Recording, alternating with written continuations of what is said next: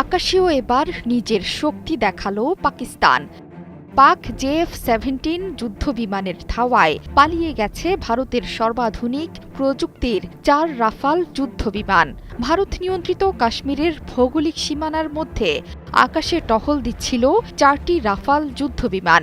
ঠিক তখনই ভারতের দুরভিসন্ধি আঁচ করে ফেলে পাকিস্তান। তড়িৎ গতিতে 4 যুদ্ধবিমানকে শনাক্ত করে ফেলে পাকিস্তানের বিমান বাহিনী।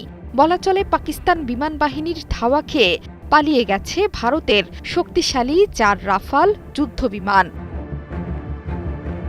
এই চাঞ্চল্যকর ঘটনা ঘটেছে 29 এপ্রিল রাতে। এই সময়ে ভারতীয় ভৌগোলিক সীমানায় অর্থাৎ নিয়ন্ত্রণ রেখা অতিক্রম না করেই আকাশে টহল দিচ্ছিল 4টি রাফাল। তখনই যুদ্ধবিমানগুলোকে দেখতে পায় পাকিস্তানের বিমান বাহিনী। পাকিস্তান বাহিনীর কঠোর পদক্ষেপের ফলে আতঙ্কিত হয়ে পড়ে ভারতের টহলরত যুদ্ধবিমানগুলো।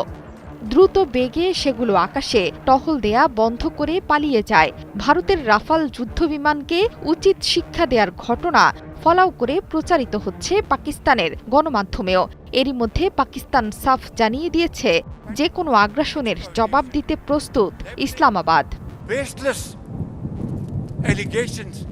এই ঘটনার পর পাকিস্তানের তথ্যমন্ত্রী জানিয়েছেন, 24 থেকে 36 ঘণ্টার মধ্যেই পাকিস্তানে আক্রমণ চালাতে চলেছে ভারত। বিশ্বাসযোগ্য গোয়েন্দা তথ্যের প্রতিবেদনের বরাত দিয়ে তিনি বলেছেন, 24 থেকে 36 ঘণ্টার মধ্যেই ভারত সামরিক আগ্রাসন চালাতে যাচ্ছে পাকিস্তানে। রাত 2টার পর টেলিভিশনে এই বক্তব্য দেন আতাউল্লাহ তারার।